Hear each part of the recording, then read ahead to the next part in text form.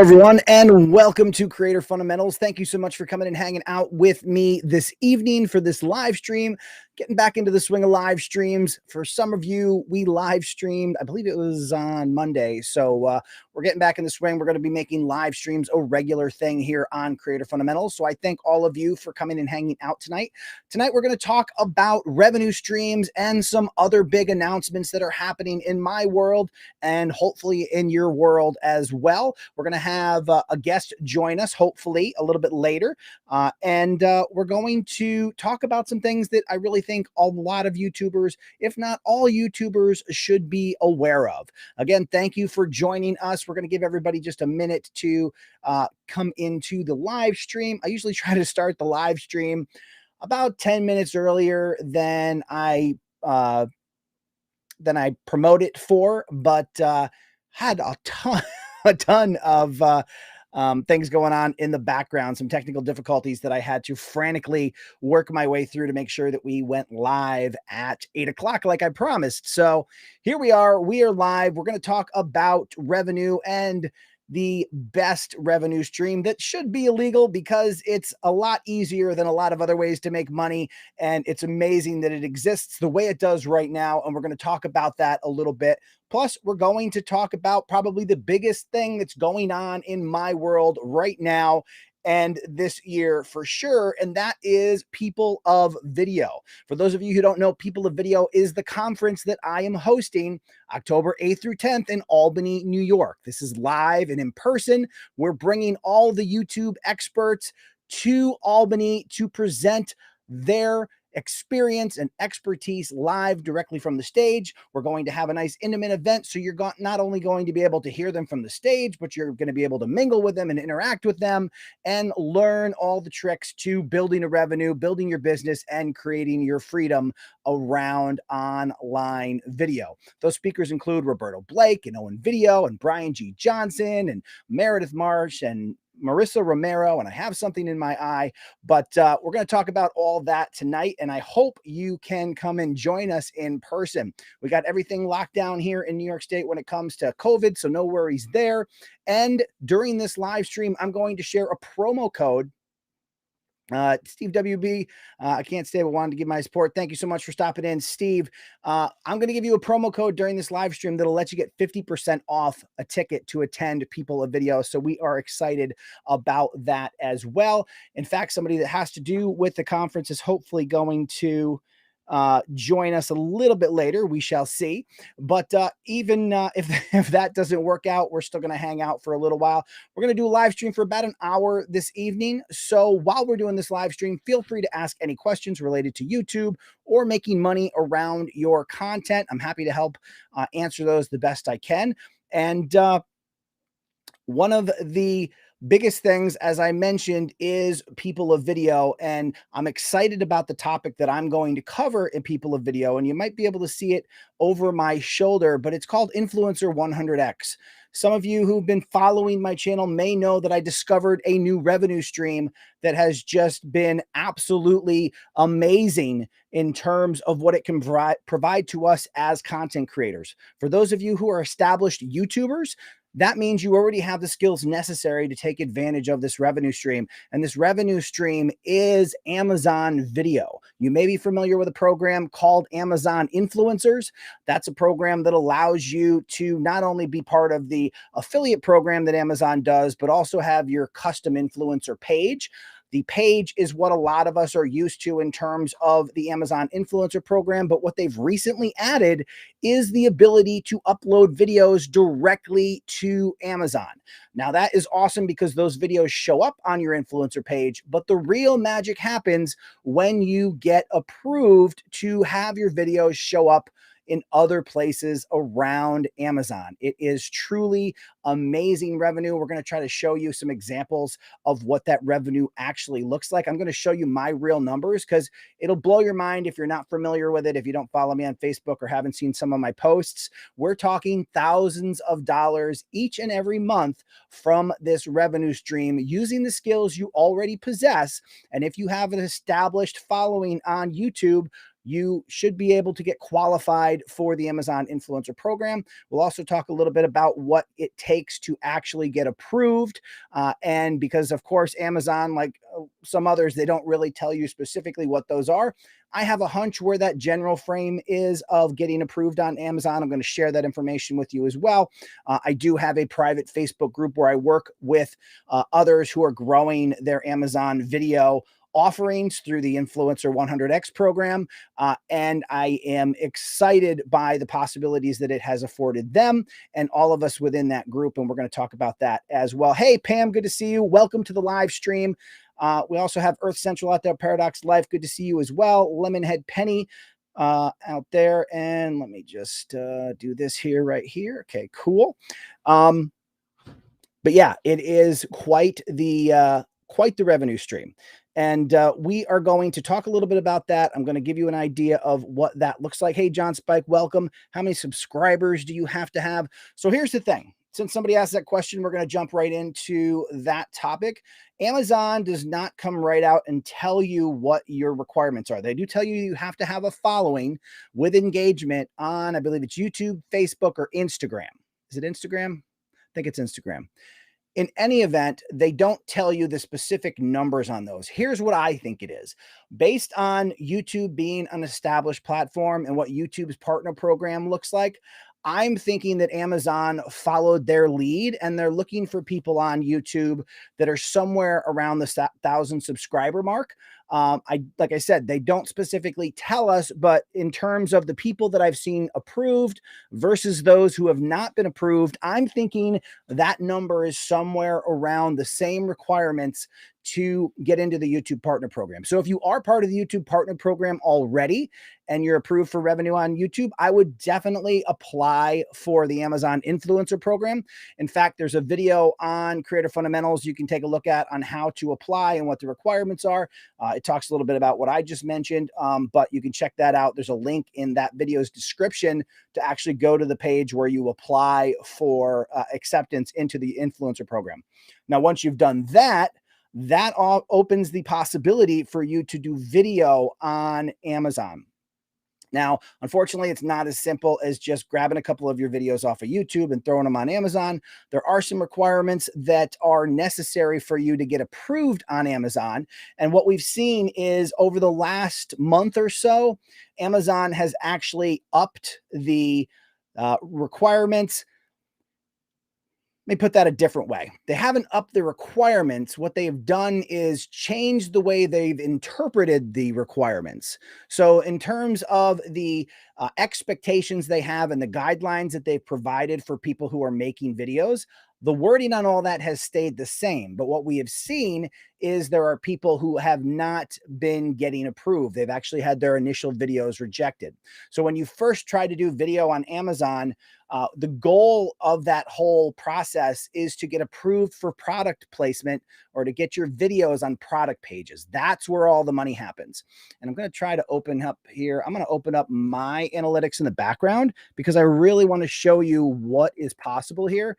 And just so I'm not telling you they're big numbers, you can actually see for yourself and you can decide if you think they're big numbers and how they compare to the revenue that you're making on YouTube. And perhaps you're killing it on YouTube and these numbers are not going to be impressive to you. I know from my personal experience, these numbers are quite interesting and quite exciting for me based on what I have been able to do over the last few years, both in Amazon and my business that I've created around video.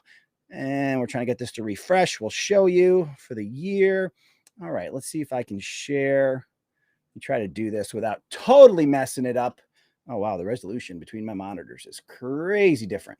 Okay, so I'm going to show you this real quick. Let's see if I can share my screen. Share screen. Automatically add.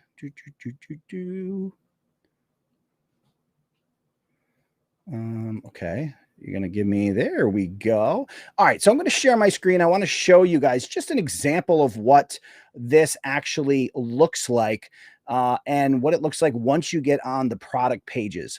Now, there's some other things involved in it. It's not quite as simple, but I'm going to show you here. So this is, let's see if we can do this. If I do this, will this work? Can I move this? All right, let's see.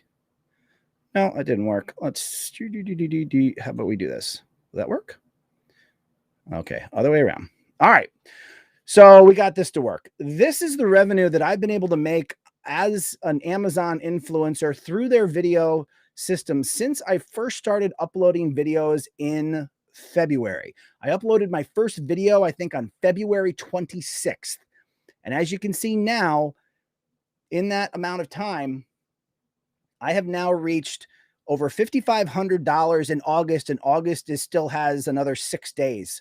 So if you are interested in an additional revenue stream to the tune of over $5,000 a month, that's an extra $60,000 a year.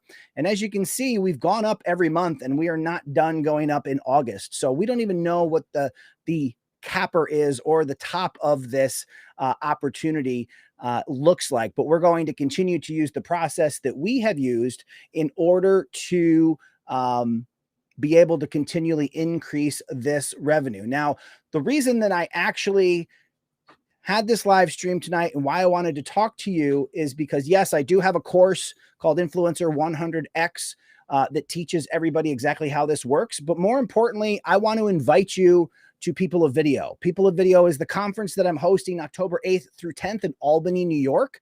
And it is rapidly approaching. I think we're about 45 days away, something like that. But I'm actually going to be presenting much of the course live from stage at my event. And we're going to have an amazing group of speakers, including Roberto Blake and Brian G. Johnson and Owen Video and Marissa Romero. Wow, it's getting late. That's one of the problems of doing late night live streams after you've had your full day of everything. Your lips stop working. It gets kind of challenging. But there's 17 speakers that are going to take the stage and share all of their expertise and knowledge with you on how to make revenue around your content. And if you do decide to buy a ticket, you can use promo code livestream during this live stream to actually get 50% off your ticket. So we hope to see you there in person. I want to share this particular information with everybody. If you can see down there at the bottom, shipped items revenue, my videos have led to $683,000 worth of Amazon product being shipped. That's just mind blowing. We're closing in on 1 million. We'll be over 1 million before the year is over. And we've made nearly $20,000. In fact, tomorrow we will cross $20,000. If we look down here, you can see how much money I make each day. So this is the actual commission, the daily commission I'm getting from Amazon. 215, 322, 204, 137. There's a bit of an ebb and flow to the weekend because you actually get your commission based on when Amazon ships, and they tend to ship things or ship less during the weekends. So people come out and they buy stuff. You'll see that the clicks go up over the weekends, and then the actual items ship like on Monday or Tuesday. And that's when you start to see your revenue go up. But pretty crazy numbers for even the most established YouTubers. So I'm going to jump in the chat real quick here. If anybody has any questions, definitely leave them in the chat. I'm going to be happy to help you on that. I'm going to check in.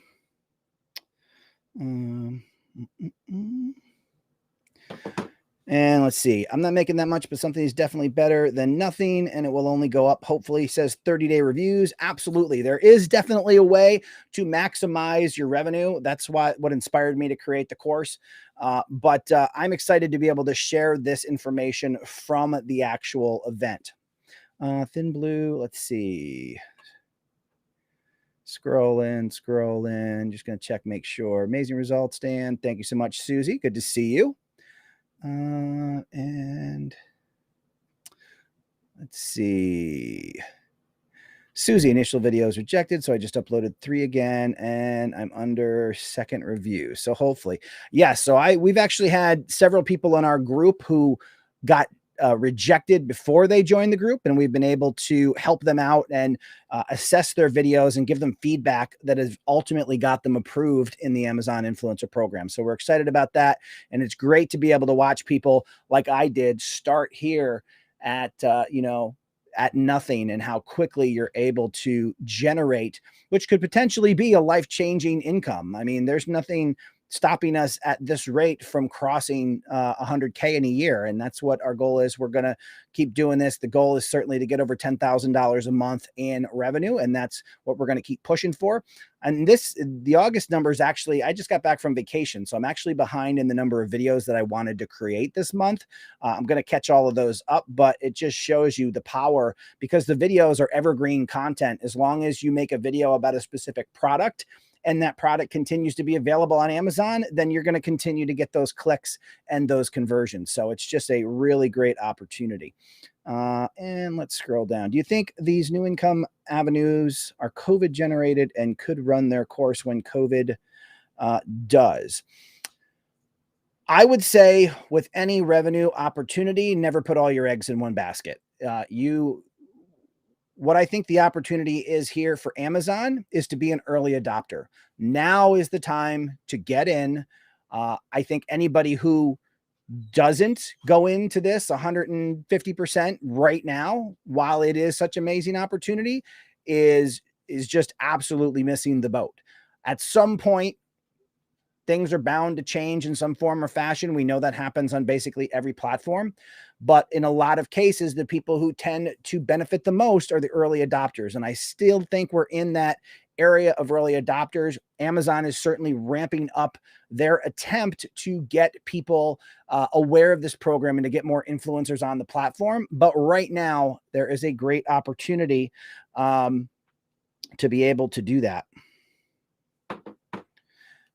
And I think that, oh, there we go. Hang on one second here. We are actually there. I'm going to stop sharing my screen for just a second. And as I mentioned, we are talking not only about this revenue stream, but the opportunity to be able to share this revenue stream with you at People of Video. And right now I have a guest that I'm going to bring in. You may know him.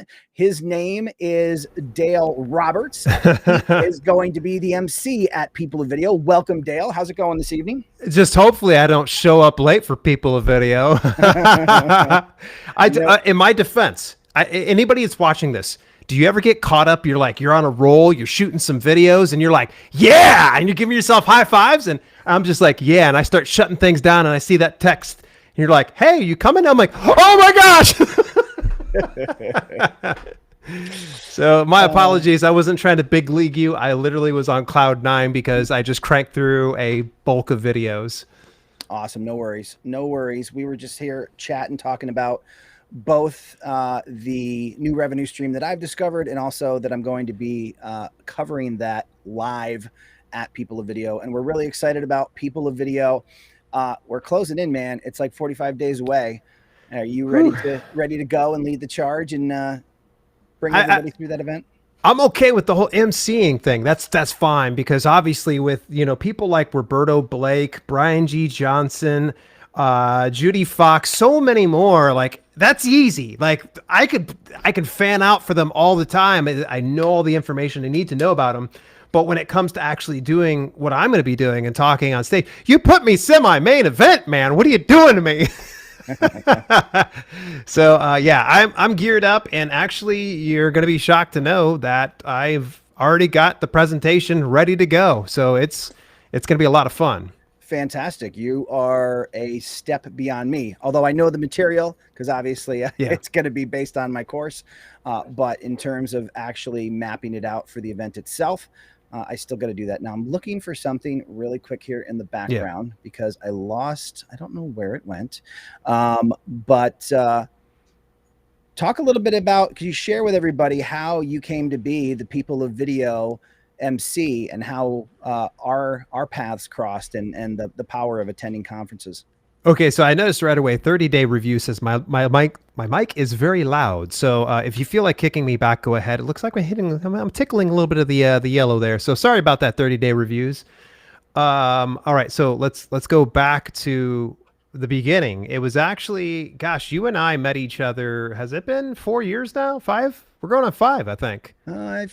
2017, so I think we're 4 years. Yep. Wow, that's crazy. So you and I kind of loosely knew each other through Brian G. Johnson's group, and we immediately saw each other at Vid Summit in LA, and you and I hit it off really, really well. And one of the things that we noticed was though there is a lot of great speakers, you and I were spending a lot of time just kind of just chatting up people inside the hallways and such like that. And, time and again, it was just the thing that crossed our minds was some of the things that we really liked about the event that we really wanted to kind of encompass here on the East Coast.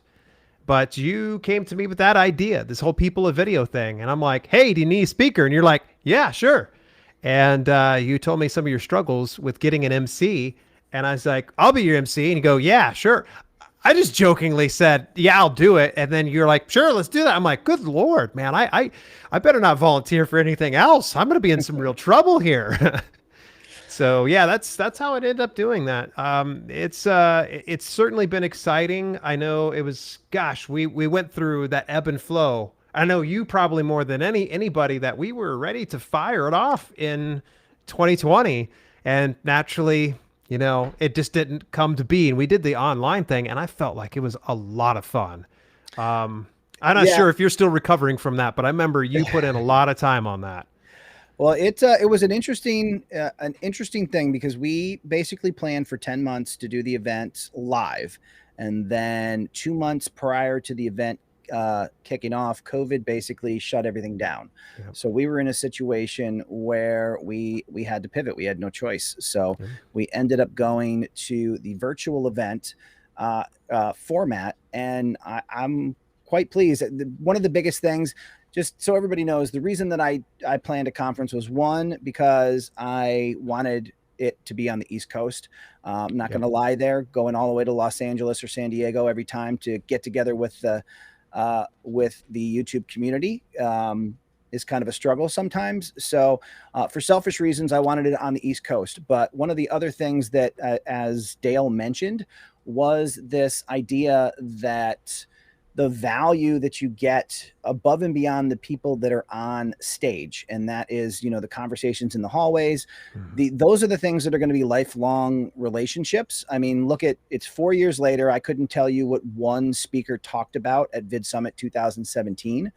But what I can tell you is that me and Dale still talk to each other on a regular basis, and now he's the MC of People of Video. So it absolutely is essential and so powerful to be in a situation where you can actually have conversations and meet other people in your field. I don't know if one of the common things that YouTubers experience is you're kind of in a void or a bubble when you're not online, because there's rarely do you have Yep. somebody you can go chat about YouTube, or, hey, I just set up a new sales funnel, or, hey, in my Yeah. affiliate links. Nobody knows what you're talking about, and You're yes, we speaking have, a new language to people sometimes. You're a bit of an exactly. outsider to normal people. This is not normal, folks, that you get in front of video cameras. We're still, even though, I mean, video's been around for a while, I think now it's starting to hit this major, massive movement.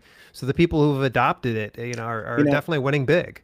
and it's interesting. I don't remember where I heard this, but it was somewhere online. They were talking about how we're getting to the point now where when a kid tells their parents they want to be a content creator or a YouTuber, it's not a ridiculous idea anymore, because people are starting to understand how powerful it is. And I Yeah. will tell you this right now. I have actually told both of my kids, if they can develop a brand and create content online and do it to the point where they can support themselves by the time they're college age, I have no expectation that they have to go to college. I want them to learn skills that are valuable, that can actually earn money.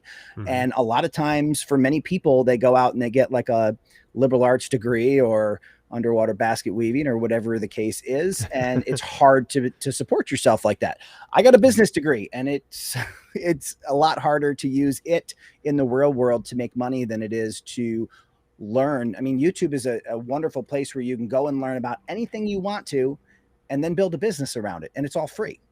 Versus the people who are thousands and thousands of dollars in debt with college and that whole system. So I definitely think if people don't have direction, they should go to college and get some of that experience. Yeah. But if you're on the path and you know exactly what you want to do and how to monetize it and all that, man, run with it, because you can absolutely get an education today on YouTube without spending any money. Now, to that end, once you start to develop those skills, the networking and connections that you make along the way also help you create new opportunities. And that's, you know, certainly an example with Dale and I, as well as the people that we see at events every year when we go. I mean, we have regular people who we call friends that we only have met in person because we've gone, you know, outside of the internet and actually met people in person. Strangely, a lot of people here on the East Coast met each other for the first time in Los Angeles. Yeah, yeah, it's so wild, and I mean, actually, being an early adopter of getting to some of these video conferences is always a good idea because when you and I went, I don't think there was more than what 600 to 800 attendees at Vid Summit. Now it's like past 1,000, which they're I think capping it they're at like, 1,000 this year or something is that like what it that. is? I thought it Yeah, was, yeah, I thought they were like, I thought last year they were up to like 1,500, and I thought they were a little yeah, bit higher than that this year. But yeah, I mean, and then it's one of the challenges with conference as they start to grow is the, you know, losing that the ability to meet everybody and get to see yep, everybody. You know, one of the things that we're trying to do with People of Video is to make sure that everybody at the event has an opportunity to meet everybody else, and we have some cool stuff planned that yep. we're going to be able to do that with. But I do want to mention while you're here on the live stream, if you're not currently, if you don't already have a ticket to People of Video, you can go to peopleofvideo.com and use the code livestream to save 50% off your ticket if you buy a ticket during the live stream. So we hope to see some new faces at the event, and we're just psyched about it, man. We have some powerhouse speakers, and Oh yeah. can't wait to get the band back together. Yeah, it's going to be tremendous. One of the things I was kind of moving towards when I was talking about being an early adopter, a lot of people are like, "What do you mean by that?" When you get to meet some people, sometimes you're meeting them at the beginning of their journey or part way through their journey or deep into that. Coming to these type of conferences, you're able to connect with some people. I know the first conference you and I went to, we got to meet, you know, Nick Nemeth for the first time in person. And now he's at what, 800,000 subscribers over on YouTube. And it was great because I consider Nick a pretty good friend. In fact, actually, there's been times where he and I have just connected on a personal level through video chat. He's given me some sound advice, which, by the way, don't know if you ever knew this, but Nick is largely responsible for the actual logo for my channel. He was actually the one who Really? developed the whole thing. Yeah, yeah. I used No his kidding. services. I'm not trying to sell his services, but all that to say this, that when you go to these conferences, you're going to stumble over some amazing people, some rather modest people. Sometimes I would sit next to someone, start chatting their head up, and I'm like, so what do you do? And they tell me what they did, and they're like, yeah, I got about 3 million subscribers. And I'm like, what the hell? How do I not know about you? Yeah, and that's the greatest thing, especially with event like we're trying to do with People of Video. Vid Summit is the same kind of thing where, or at least it has been in years past, where it's not about fanboying. It's about learning the behind the scenes, the mechanics of what goes on and how you actually generate a business from the content. It's great to make videos that entertain people. And one of the things that I always like to talk about is I see this a lot, especially with Creator Fundamentals, which kind of teaches people about growing their channels. And then the conversation of money comes up and somebody goes, no, I just do it because I like making videos. I just want to share stuff with people. And people always miss the mark that those two are intertwined. And if you're doing it as a hobby and you're doing it because you want to reach people, in order to be able to reach people, you need to grow. In order to grow, you need to be able to make a revenue to give you the opportunity to grow and expand not only your quality, but your reach in a variety of different ways. So if you want to be creative, it's not in conflict with the ability to make money. You need to learn the business side as well, because as you grow, you're going to develop those revenue streams, and that's going to give you or afford you the ability to reach people in new ways. So don't think that you have some passion that you're sharing on YouTube and you don't care about the money, because the money is going to help you in numerous ways reach more people, whether that's through improving your quality. So YouTube favors your content better and people respond to it better, which in turn tells YouTube to show it to even more people. But all those things are essential. They go hand in hand, and learning how to do the business side is equally as important to the creative side. Yeah. And one of the things that I particularly focus on is the idea of creating revenue streams that are passive in nature. That means you do some work on the front end, you set up a system that automates the process, and then you just let it work in the background. So you focus all your energy on making content and being passionate and creative, and then all the mechanics work in the background to provide those people with opportunities, whether it's products or services that allow them to take their passion to the next level, and you're not spending every minute of every day working on the business side. So true. So true. I hear a lot of people, and this is so funny. Works not just in video publishing, but in the self-publishing world where I'm from, where I see authors that love to write for the sake of the craft, and that's fantastic. But when they come to me and they complain, they're like, hey, this isn't paying me, or it's not getting this result. And I'm ultimately kind of coming back that, you got to find the best of both worlds in some capacity, still doing it for the craft, for the love of it.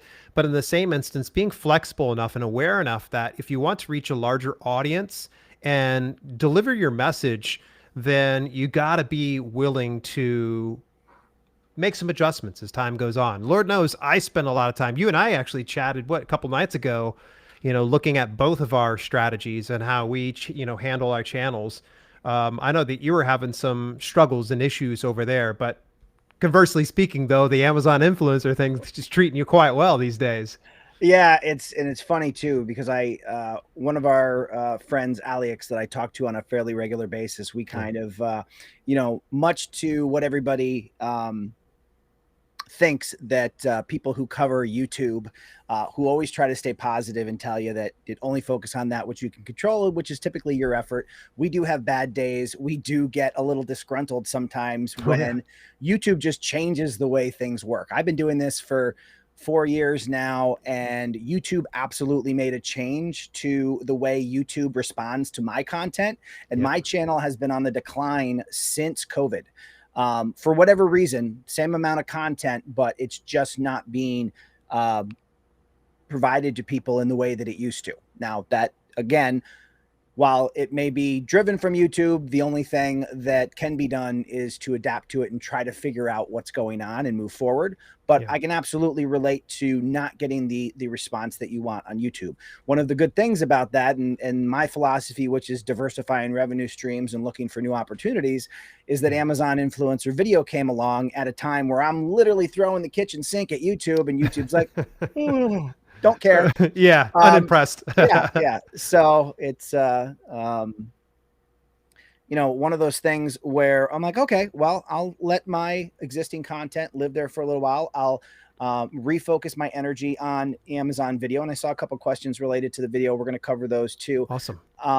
But it allows you to not, first of all, to not get burned out, because you constantly have a different way or a different way to look to build revenue. I also have Tube Templates, which is my YouTube graphics. So if Amazon Influencer wasn't doing what it's doing right now, I could focus more energy on trying to raise the monthly revenue for Tube Templates.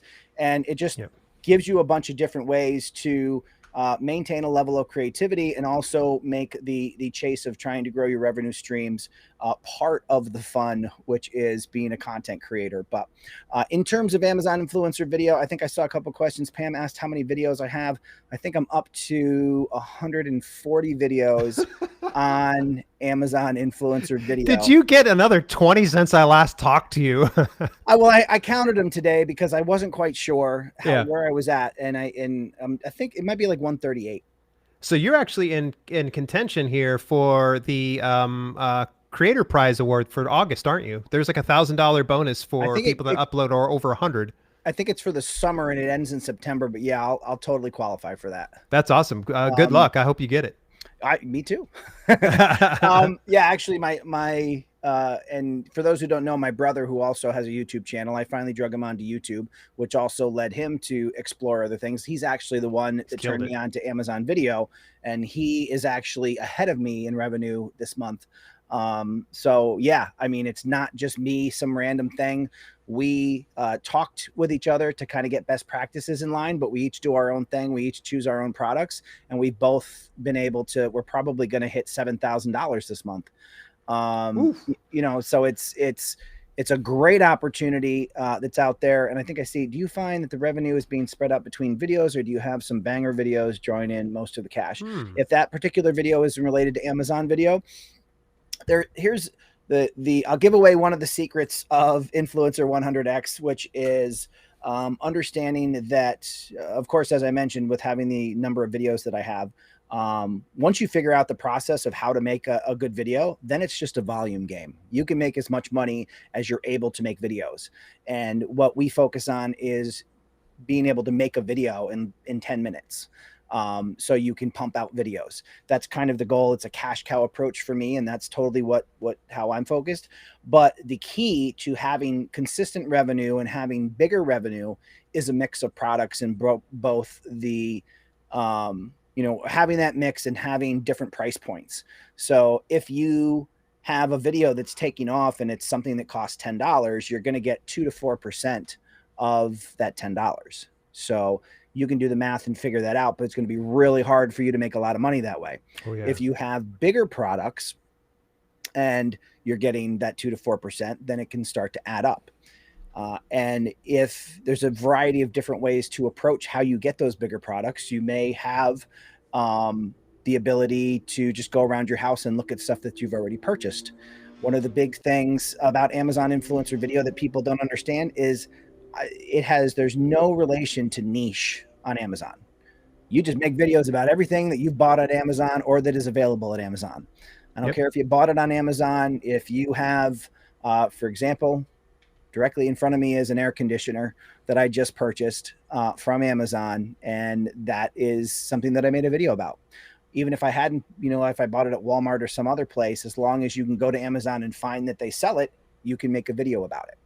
And it's the combination of the big ticket and the smaller popular items, and the research that you do to make sure that you're making a product or a video about a product that is available and popular and has good reviews. Because one of the things you have to realize is that if somebody returns something, they take that commission back.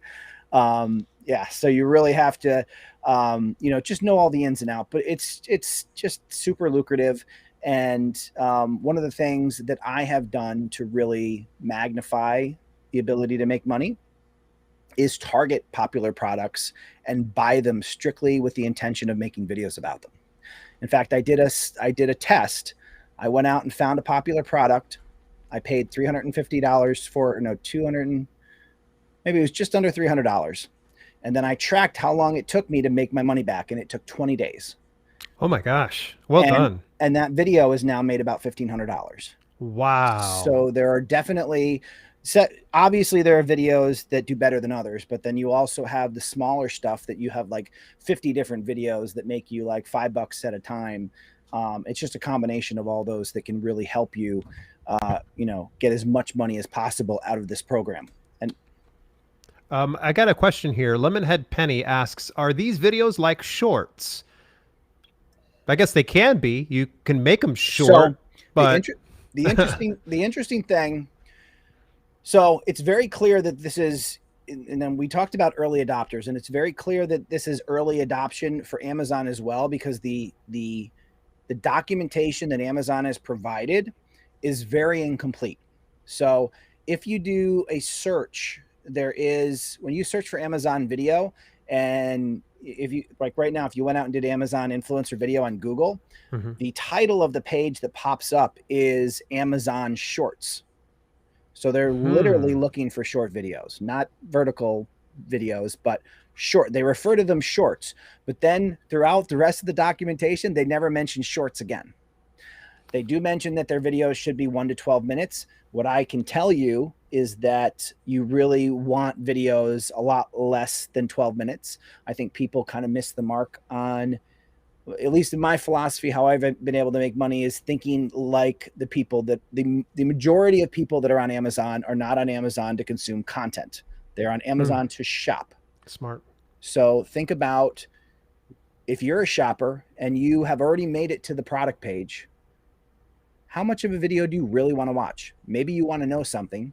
You want to answer some last question. You want to, how big is it? Like, and I always think of this example. If you've ever looked at like, those inflatable swimming pools you put in your yard, and you'll see the stock photos from the company where they superimposed a kid and dogs in it that aren't the right proportions. So you really don't have a sense of how big the product is. Yeah. But I know as a shopper, a lot of times I'll be, oh, I really wish I could get a sense of how big this is or what it looks like. So making videos that just kind of solve that, showing people a video or product out in the wild, really goes a long way to give those last minute reinforcements to somebody that's shopping. So short and sweet and concise, and get the information to the people who are shopping, has really been successful in getting people converted to make those purchases. So definitely a ton of opportunity. But yeah, Amazon does call them shorts at least once, and then they kind of forget they called them that because they don't mention it anywhere else. It's typical Amazon. I'd been in the Amazon Prime Video Direct space, oh gosh, for a handful of years. I think I explained to you, and they kind of started out the same way in that platform, but as time went on, they really started kind of clamping down on some stuff, closing up some loopholes, and booting off some creators because they're like, we just want, essentially what they've communicated in so many words is they just want independent filmmakers, not YouTubers or Twitch stars or anything else like that. They want actual independent films. And that's, I found out really, really fast. I'm like, okay, I'm glad I didn't spend too much money or time on this platform, but it's kind of cool to see that things are working out for you. And I anticipate, hopefully, it'll work out for everybody else. I explained to you, I'd uploaded like a few videos and they got approved initially, but you did the first 3 videos now to get approved into the program to be aggregated out to all the different product pages. Well, they denied me. And my biggest mistake was putting on the actual product page on the video. And so they got approved again. I had to delete them. But yeah, you even recommended like maybe delete one of them because I uploaded 4 this time. All of them clean. So I was like, okay, I went ahead and deleted it. Still in limbo. And they were like, yeah, we'll get to you whenever we can. That was literally their email. They're like, we see you over there. We'll get to you. So. Yeah. And we need to expect all of those things. And I see a comment out here. It says Creative Fundamentals, it's just a matter of time before Amazon reduces that commission down to less than 1%. It's a teaser way to get creators in. As competition grows, Amazon pays creators less. And this is exactly why I want people to come to People of Video and learn this information live and in person as quickly as possible, because we know that kind of stuff is going to happen at some point. It's all about adopting early. And the same thing applies on YouTube and everywhere else. You need to be one of the early people to get in and take advantage of it before it goes to hell, because everybody's going to get in there and abuse the system. And it's all, some video factory is going to jump on there and start popping up automated stuff they're going to be forced to change the rules and cause all kinds of problems. So it's a great opportunity now, and hopefully we can take advantage of it for as long as possible. And I think now is the best time because they're literally just starting to ramp it up. There are tons. I mean, we're starting to hear about it because we're all content creators, and you have to be an Amazon. You have to qualify to be an Amazon influencer. So you have to have an established presence in social media as it is. So the people who can get in there and make videos is limited. So there's going to be some time to really take advantage of this opportunity if you know what to do, and you don't want to waste time figuring all that stuff out if somebody else has already done the work and can provide you all that in, say, a 40-minute presentation at People of Video. So not to mention we're all content creators, we're all established, and if you've never gone to a conference, you really need to experience what it's like to be in that room full of like-minded people. Because when I went to that first conference in 2017, I think I had like 400 or 600 subscribers, and somebody's like, oh, do you have a email list? And I'm like, what's an email list? I had no idea what that was or why you should have it, and or any of those things. But once you get in there and you start hearing these things and why people do what they do and what's worked and what hasn't worked, it really changes your entire perspective and allows you to see just how much opportunities out there to ditch that 9-to-5 and, as I like to say, create your freedom by learning how to make income for you and not somebody else. I like that plan. That's my favorite plan so far. Yeah, for sure. Man, you got an active chat here tonight. Glad to see things are kind of, kicking and such. It was funny. You glossed over a very interesting number, and I just want to kind of go right back to it. And I think this is audience participation is always very important to me. So that way I don't feel like it's just you and me, Dan, because we can always just do this by ourselves, right? So question was, you said $7,000 in the course of a month, right? 7,000? That, yeah. Okay, so how many people would like to have $7,000 more per month? Just say so in the chat. And if you don't want that much, tell me how much would you be satisfied with if you were putting in the effort that, say, Dan is doing? Even better, how much money per month would you need to make to quit your day job? Or replace some form of income as well. Yeah. I mean, that some Whatever people, that, yeah. yeah, it could be some people like their day job. They want to stay with it. So they're probably saying, well, I'd love to replace that. So to me, I think $7,000 is a nice chunk of change, and that stuff will help kind of hire out and get some people on your team. Someone said me, that would get me off disability. We hope so too. 30-day reviews. We hope so too. I would. See, Susie said so as well. I know. Yeah, I know. Let's keep them coming in and tell me a dollar amount. Maybe it doesn't have to be $7,000. That's Maybe what's it's that, $84,000 a year at $7,000 a month. Heck yeah, man. I wasn't making that much in my day job. Not even close to that much. And, it's just kind of crazy to see this opportunity sitting in front of us. And no less being able to get it to where it diversifies for you. So it pulls a little bit of the stress off of you. I know for me, sure.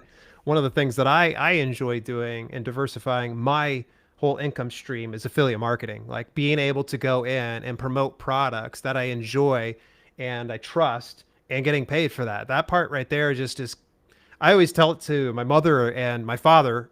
He gets even more confused. Like both of them are like, what? You did? Why would they do that? It just works that way. I promote something, send somebody on over there, and I get paid for it. And that's one of my favorite ways to do it. And of course, the whole Amazon influencer program follows underneath that whole umbrella, if you will.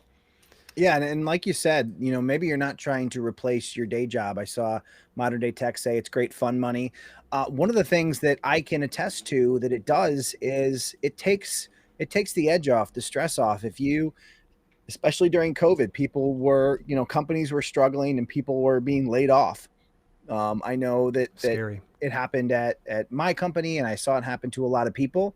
When you have a fallback plan where in the unfortunate event that you were laid off, you're not going down to zero, that can be really powerful to take, a lot of stress off of you. And, stress and anxiety are, just bad for your health overall. So having these types of things, building this stuff on the side, is just a great way to add that additional peace of mind, take a little bit of the burden off your shoulders, of things like what happens if you lose your job. So I think it's great for everybody, even if you love your day job, to start, dabbling in learning how to do your side income, doing the passive income, getting things set up, just for, whether it be a rainy day or a bad day, either way, having those skills are going to help you in the long run. So you got a few people that answered the question here. I want to hit a couple of these here. Earth Central said needs to make about a $3,000 a month to ditch the day job. So not bad. I don't think that's unreasonable. Yeah. Let's see here. See a couple other ones here. Wing It Production says 100K would help me maintain 100K per month or 100K per year. Say 100K per month would be nice. I'll take that all day. I'll take that Absolutely. all day. Admittedly, that'd be all right with me. Let's see here. I saw somebody else. Oh, Lemon Head Penny said I would sleep better clearing $2,000 a week. Okay, not unreasonable. I mean, because that's pulling out to what, about $8,000 per? Yeah. So, and I've already met somebody who's already over 10,000 a month. So wow, it's happening out there. And the interesting thing was, at the time, the number of videos that I had and what I was making, I think when I had that conversation, I think it was like 105 videos. I was making 5,000 a month, and he had 210 videos and he was making 10,000 a month. So, it's not as simple as that, but there is certainly evidence that the more you're able to scale it, by pumping out that content and finding a good format and rhythm, the more that you can scale. In fact, somebody in my group put out over 50 videos so far in August, and I think they're already up over $600. So, Nice. yeah, Congrats. it absolutely it. I've never seen another revenue stream that has this much potential, and that the creator has this much control over how much they make. Yeah. Okay, so we've got some definition here from Lemonhead. Says 100K a month, dinner on me. We're holding you to it, because he and we like to eat. We like to throw down. You can take I'm us ordering out. lobster if you're making 100,000 a month. Exactly. Thomas Dildine says 10,000 a month would work for me. Not bad. Not unreasonable for sure. Yeah, I mean, I think that's a nice, comfortable. It's 120,000 a year. Nice. Most people, or a lot of people out there would be good with that. Yeah, for sure. Susie Valentin says, yes, I would still be a realtor. My dad is 81 and he still is one too. Hey, if you've got it in, your system and your blood, of course you're going to pursue that. You're going to keep doing it. Some people ask me, they're like, you can never retire. No, I love doing video and I love doing, books and self-publishing and things like that. I'm not going to stop. I figure I retired from my day job back in 2014 and haven't looked back since. And it's just been fantastic. So, Nice. but find something you love and stick with it. Stress is poison. I agree with you, Lemonhead Penny, for sure. I was just reading that exact one. I totally agree. Oh, you know what? I see. I had this whole ability To pop those up. Yeah, I was hoping you would get it. I can't get it on my end. Sorry, man. I'm a little slow on the uptake. It's been a hot minute since I've been live streaming on a regular basis, but we'll figure it out. That's true. Yeah, you just got into Restream Studio again for the first time since earlier this year. So welcome back. They've got a really nice user interface. Yeah, and all I have to do is remember how to use everything, and we'll be good to go. Wingit Productions says, "Is it true it takes 1 million views to earn $1,800?" It depends. It really does depend. Yeah. One of the things that there's a video on my channel called "How Much YouTube Paid Me for a Million Views," where I looked at my first million views and compared it to my most recent million views. And just on the same channel between those two different time periods, there's a difference in how much money you made with a million views. So, and it was interesting. Somebody put out a video recently that kind of talked about how YouTube works, and one of the topics it brought up with some people that I was talking with was the idea that more established channels tend to end up with a higher CPM and RPM, which is revenue per 1,000 views. So yeah, I mean, that's depending on the particular channel and the particular niche and how established the channel is, which may be a factor of how comfortable YouTube is with your content, knowing that you're not going to cause them grief with an advertiser by suddenly putting out some inappropriate content. You may see them use your channel to surface ads that are a little bit more valuable, that get that cost per mil up on your channel, and in turn allow you to make more money for each million views in this case. So here's something I can kind of stack on here for you, Wingit. I'm looking in here into my dashboard, and I've got just a little north of 55,000 subscribers, average about 1,000 views per video. But at any rate, I have one video I published about 2 years ago. Actually, no, it was early 2020, so it's not even full 2 years. And it's had about 67,800 views so far, and its estimated revenue has been $1,300 to date. So this tells you that you don't necessarily need to have 1 million views to get $1,800. Then again, though, I'm in a space that's educational. So there's a lot of people running ads for their courses and their funnels and all that type of stuff. Oh, by the way, Dan, did you ever know that you can actually go into your Google AdSense account and you can actually block certain advertisers? I did know that, by the way, and I have actively blocked them because there are certain businesses out there that try to sell people views and subscribers, which sometimes try to promote themselves on my channel. So I do block those from displaying. And I was going to look up and see what the lifetime CPM was on my channel, and now I'm just having like a mental block on how to actually get to the video list. And I should know this. I kind of do cover you. Oh, there it is. Okay. I just wanted to see what the best video I'd ever done, see if it got as high as that. I'm not sure. Just as another another example here. So my top video, which has for some reason, views. So the most lucrative one has 630,000 views, and it made $2,278. So, yeah, I mean, they're all, and interestingly enough, the one that's second, which is a more recent video, only had 271,000 views, which is, less than half of the other video, and it has already made $2,100. So nice. Those two are an example of one video that came out a long time ago where probably I was earning less money per 1,000 views, whereas the more recent one has earned almost as much with half the views. So it really can vary. Yeah, drastically. Tech Audit TV says, I did a video on smartphones that hit 1.2 million views right during the holiday shopping season in 2017. And that video alone netted about $10,500 in ad revenue. It was bonkers. Yeah, that's fantastic. Good. I'll take that all day long for sure. I still have not had a video that hit 1 million views. That's on my bucket list. So, and it's funny too, because my brother, who was reluctant to come on YouTube, I finally got him to go on YouTube, and he put out a video that hit 1 million views in like 8 months. So it's incredible. Yeah. Well, Rich has got great content. Not that you don't. It just there's good reason why he took off the way he did, because I know I got hooked on all his palette videos. Yeah. That stuff is definitely popular. Let's see. Oh, by the way, you missed somebody. Someone slipped into the room and they said, "Hi, Dan. I'm sorry. I'm trying to scroll down, but it's not allowing me to." Apparently guests aren't allowed to do that. They're like, "No, you can't do that." But someone did shout out. That was it. Yes. Hello to you. Thanks for joining us here in the live stream. Call That Geeks video says current RPM is 587 right now. CPM is 1213 this month. Yeah. And those things are going to continue to vary. In a lot of cases, they increase over time. Do they actually give you RPM now as I see CPM, but I don't see RPM in the old. Oh wait, it's already on the screen. That's why.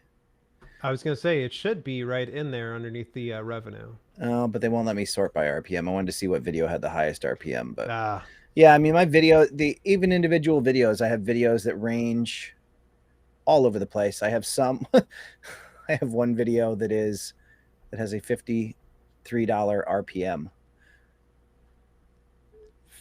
Wow. What? Yeah, I had to wait a second. Did he just say $53? And those are, somebody probably caught that video when it came out and put an ad on it. Yeah. For something very specific, but and then it goes, some videos only have a $2 RPM. So it really depends on the topic and the content and the niche and all those good things. So I wish all my videos had a $53 RPM. That would be fantastic.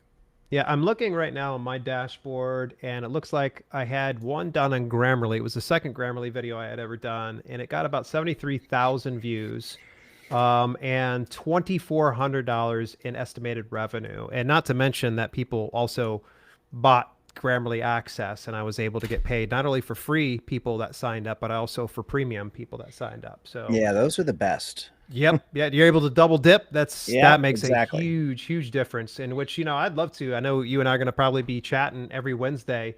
That is, unless I remember to show up on time.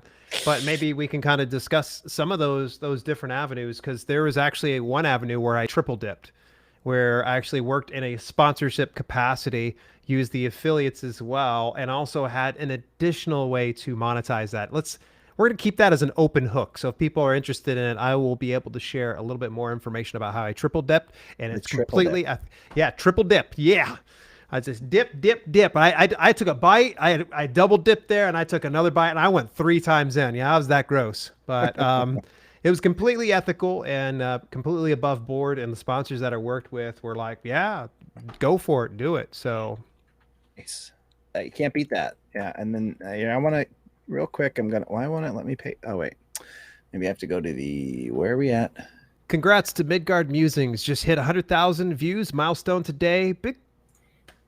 Good job. Congrats. Good job. I was going to say big job. I just learned how to speak. Unfortunately, as the night goes on, like right now typically is my relaxing time. And so that's why I'm like, brr.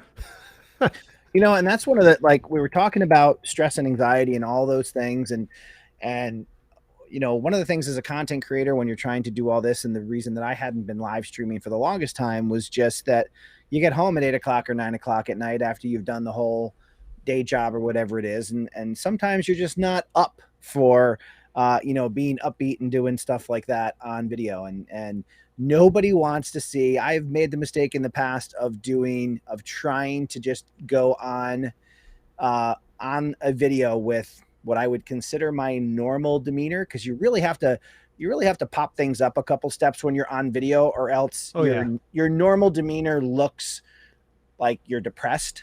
If you're just here with your normal face, it looks Yeah. like you're sad and miserable.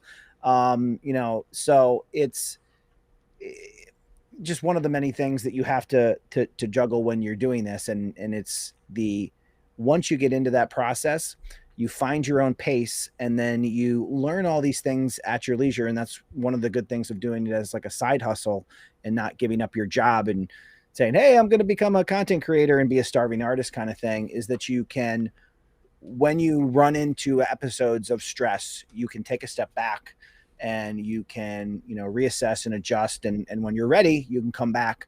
I can come back to live streams. I've done hundreds of live streams, but I'm not necessarily known as a live streamer in 2021 because I haven't done it in a while. But, it's great that you can kind of find, your sweet spot, and have the flexibility to take a step back and adjust when needed. And I'm trying It to. also helps that I came along and I'm like, dude, you got to get back on live. And you're like, why don't you join me? And I'm like, oh no, what did I just sign up for? Exactly that. Now you see, that's We're able to pump each other up though. That's the important thing. I tell you, there's probably very few exceptions to the rule, but I think you've met me in real life. I'm typically like that all the time, right? yeah. There are some people they have to turn on a switch, but admittedly, as I came on here, of course, I'm definitely lower energy towards the evening. I do get pumped up. I get in front of that camera, and I know it's just like no one wants to come in and be like, "Hey, today's gonna be a chill Yeah. stream, and we're just gonna, just chill." No one wants to just chill. People want, of course, hang out and learn something and probably interact, but no one wants to come over to a live stream where it's just like, Yeah, and it's not like like you're being fake or overly positive, but yeah, me on a weekend when I have, just out hanging out versus getting home after a day of whatever it is just it's just two different versions. So yeah. I think it's good that can we talk about the pain that is content ID claims?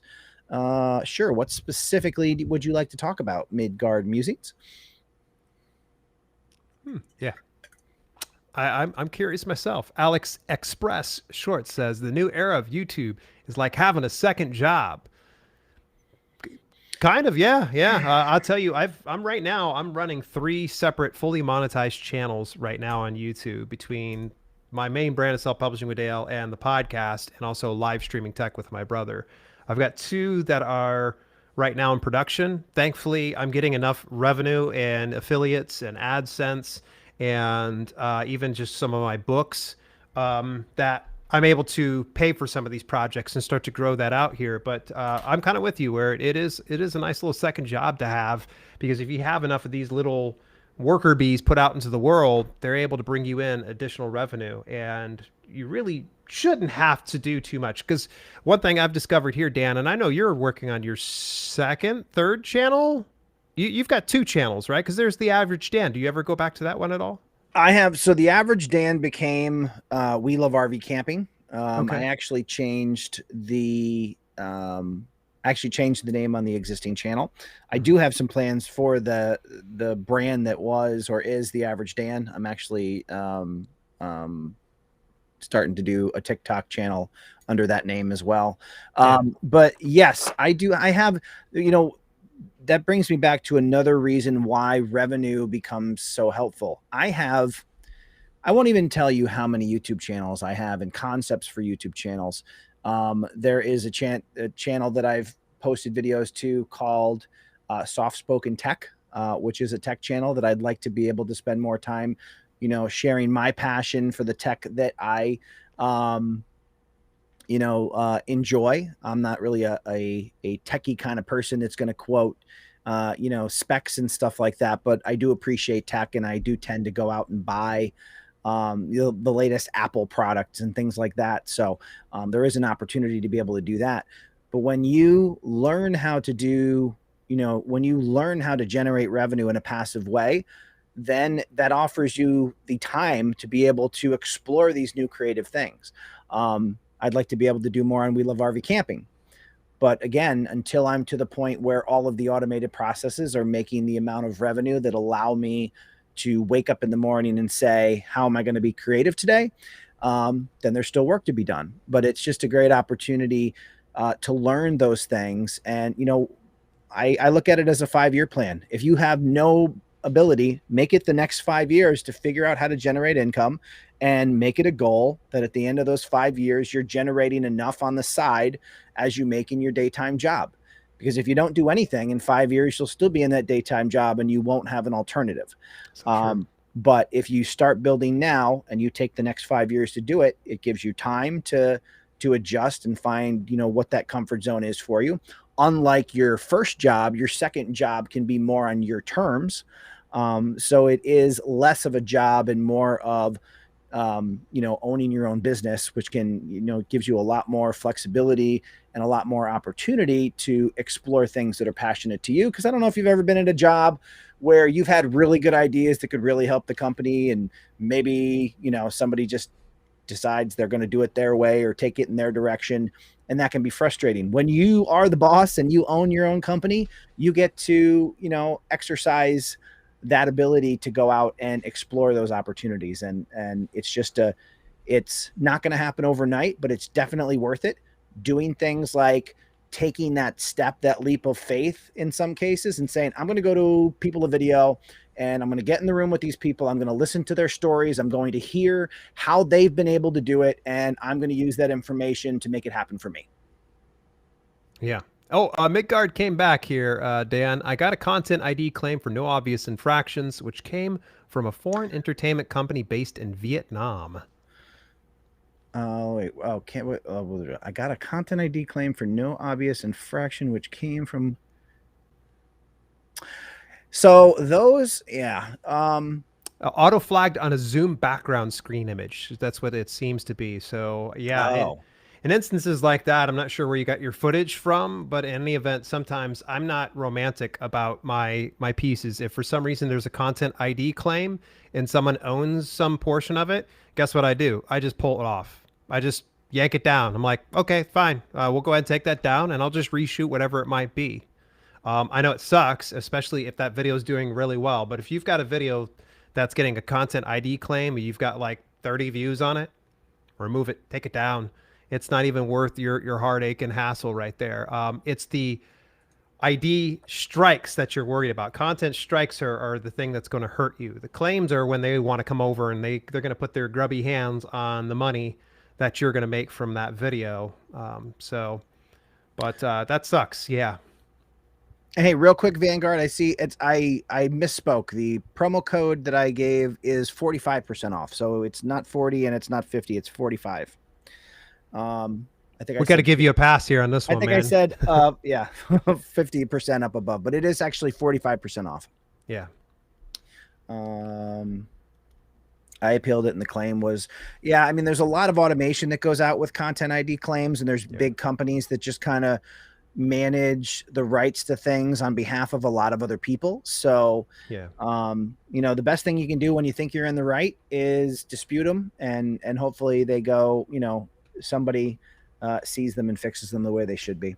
I had some issues with content ID claims, and it was for audio that I was using that I got through Storyblocks.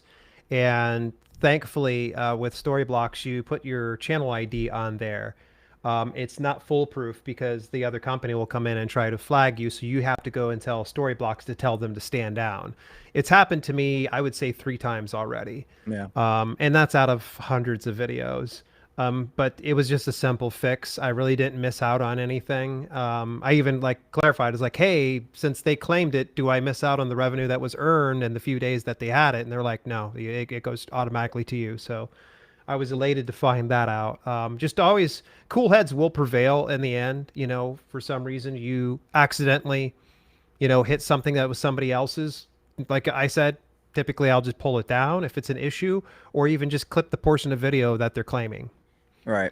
I mean, that's the one, for as many um, issues as people think the YouTube video editor has. The YouTube video editor exists on YouTube strictly for that purpose, to be able to make the necessary modifications to a video without having to take it down. So if you run into a situation where, something's in your video that they're barking at and you got to get rid of it, instead of having to delete that video, lose all the views and all that, you can go in and chop that piece out. So for that reason, the YouTube video editor is an excellent resource for that.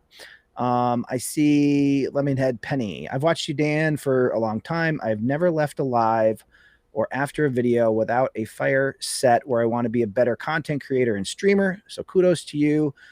Fine, sir. Creator Fundamentals. Thank you so much, Lemonhead Penny. I appreciate that. That's one of the great reasons to get back to live streaming, to be able to interact with people and hear stuff like that, because sometimes it feels thankless.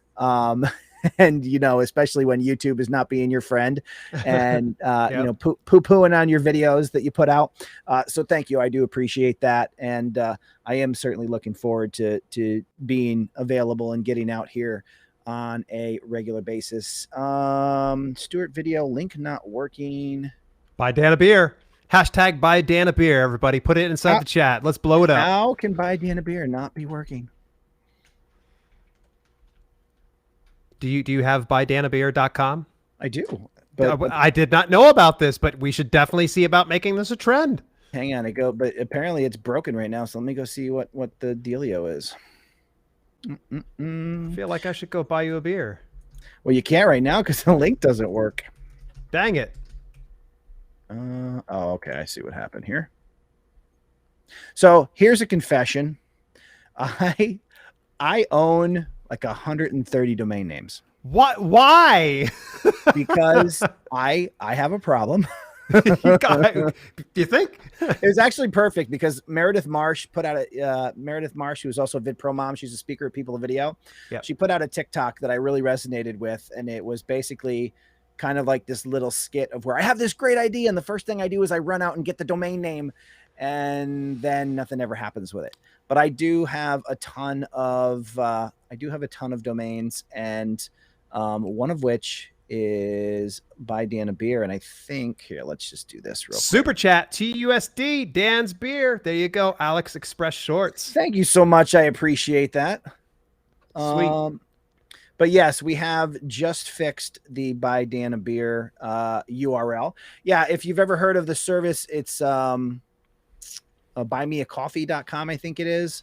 But you have the ability to change it to something, more fitting your personality. And while I do drink coffee religiously, I would much rather drink a beer than a coffee. So Gotcha. That's why I redirected it to Buy Dan a Beer. Okay, Midgard's got your back, buddy. Said I'll hashtag drink a scotch for Dan. So there you go.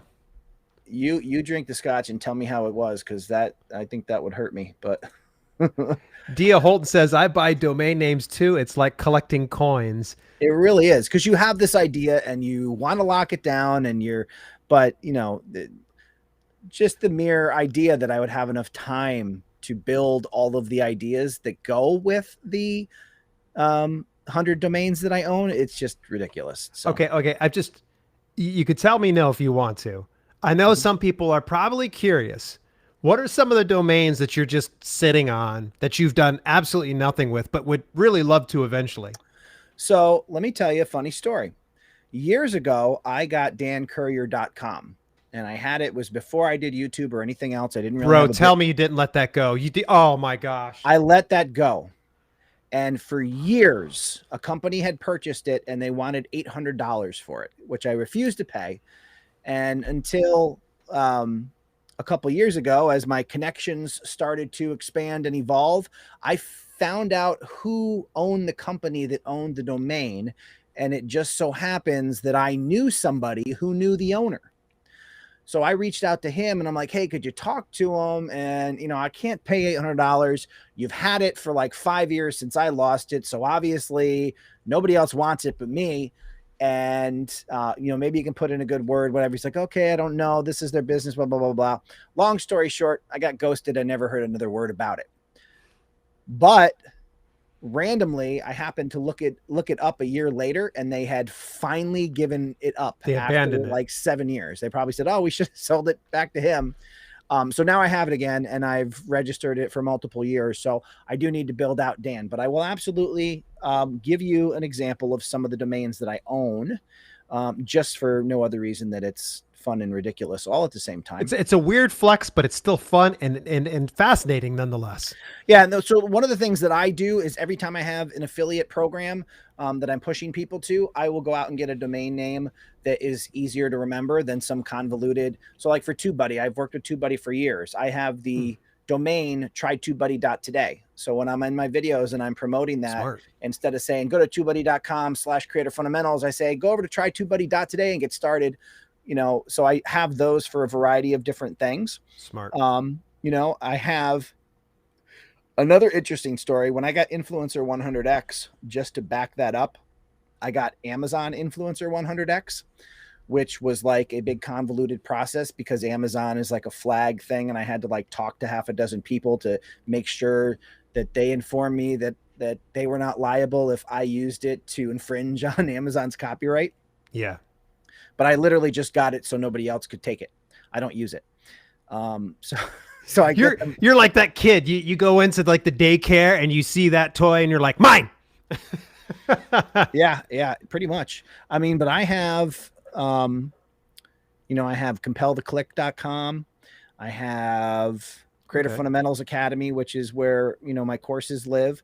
Yeah. I have things like creatorguides.com, creatorthreads.com, creatorworkbooks.com, crewtokens.com, which is for future NFT projects. Yeah. Courier Media, Courier and I, which is the short link that I use for people who want to consult with me. Yeah. And there's just, oh my God, let's find a random one because there are some that I've literally never done anything with. Yeah. We have, let's see, POV merch, Planting Passive, POV tokens, reviewmychannel.com, simplifythetube.com, all kinds of which you can get a domain. I work with Namecheap, and you can get a domain for like $8. Yeah, $888 a year. It's really good. And it's just the protect it, and if you don't get a chance to use it, you've spent $8.